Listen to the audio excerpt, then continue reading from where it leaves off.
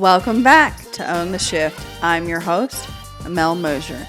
And if you've been with me these last 4 episodes, you've seen the flow.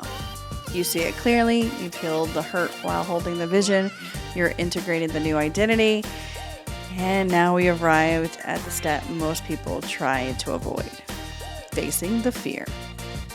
This is where we try to decide if the shift becomes our reality or if you're just really in that inspiring season you once had.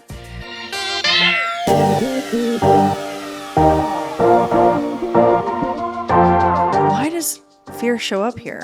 Why is it part of shift? Well, fear does not hit you at the hardest at the beginning.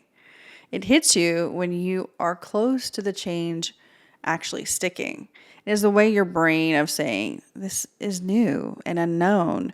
Let's pull it back to what is familiar. It gives you flight or flight. Fear can sound like logic. What if this does not work? What if I fail? What if people judge you? And if you're not careful, you will let fear convince you to shrink back into the comfort zone you just fought your way out of. The science behind fear, fear is rooted in our brains. And that amygdala, I don't even say the word right, but that part of your brain that handles threat and detection, it cannot tell the difference between life-threatening danger and this discomfort of growth. Isn't that crazy? That means your body can respond to sending an email or speaking up in a meeting the same way it would respond to running from a bear.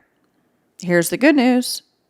When you face fear repeatedly and safely, your brain learns to take it as not a threat.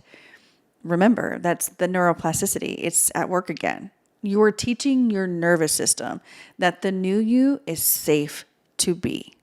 Fear before action. There was a time I had an opportunity that could have completely changed my life. It was aligned with my vision. It fit my new identity. It was exactly what I've been working toward. But when the time came to step into it, I froze. I said no, my mind filled with every reason why I was not ready, every possible way I could mess it up.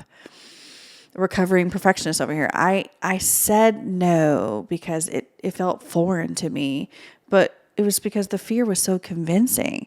Eventually, I said yes. And the only reason I said yes was because I had people in my corner reminding me, you are ready and you will regret if you do not do this. Cliche as it sounds, but they were right on the money with it. That yes turned into one of the most pivotal moments of my shift. It is when I got behind the camera. It is when I began to speak again. It is when I started to write my book on the shift framework. The cost of avoiding fear. When you let fear win, it costs you more than just the opportunity in front of you. It teaches your brain that avoidance works. And the next time fear shows up, it will feel even bigger. This also chips away at your confidence because deep down, you know you've backed away from something that mattered.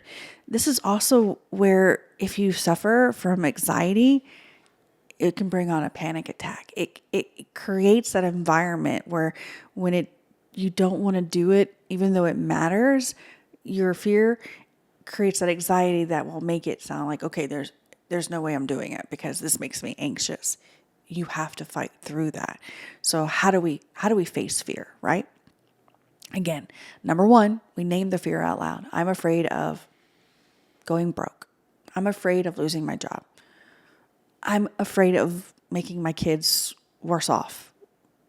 Be specific about what you're actually afraid of. Number 2, decide if the fear is a real threat or is it just discomfort in disguise. Maybe it's because you're feeling unequipped, but really if you're called to do it, you're equipped and you'll learn along the way. You do not have to start something perfect. This podcast, it's not going to be perfect. I am learning, I'm adapting, but I'm facing my fear and trying to do it to the best of my ability, and I will grow. Number 3, break the action into small possible steps and then take it. Do not wait until you feel ready. Action creates readiness. Number 4, anchor yourself with your vision. If it aligns with where you are headed, lean into it, even if your voice shakes.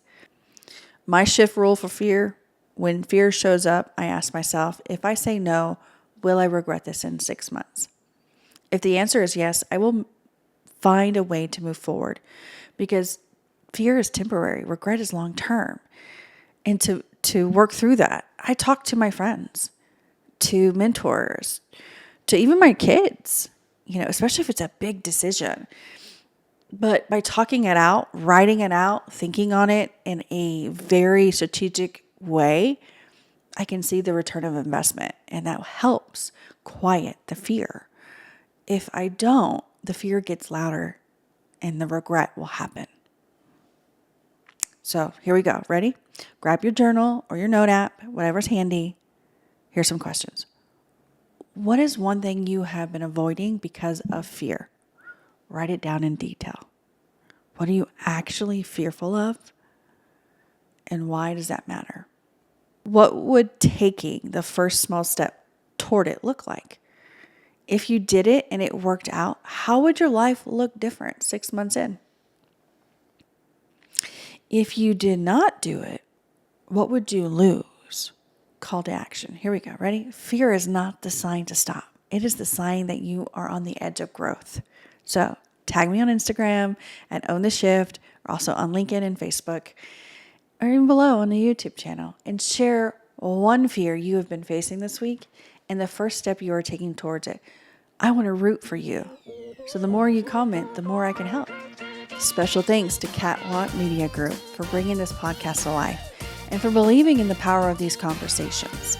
If you have a story to tell, reach out to Catwalk Media Group. The disclaimer, this podcast is rooted in real life experiences and personal growth work, but is not therapy. I am not a licensed therapist, and this is not substituted for professional care.